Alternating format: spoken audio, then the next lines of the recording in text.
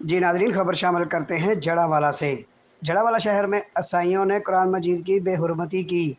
गुस्ताखी के जवाब में अवाम मुश्तहिल होकर ईसाइयों की अमलाक को जला रही हैं।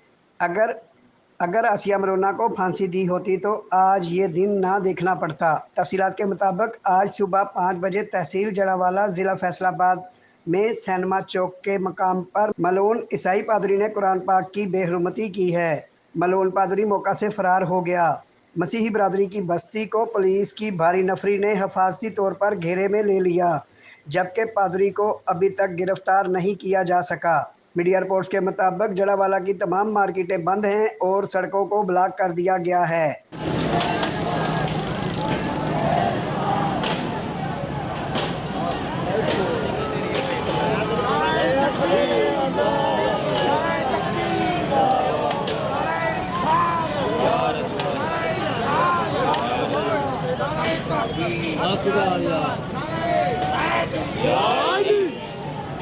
लब्बैक या रसूल अल्लाह, लब्बैक लब्बैक लब्बैक या रसूल अल्लाह, लब्बैक।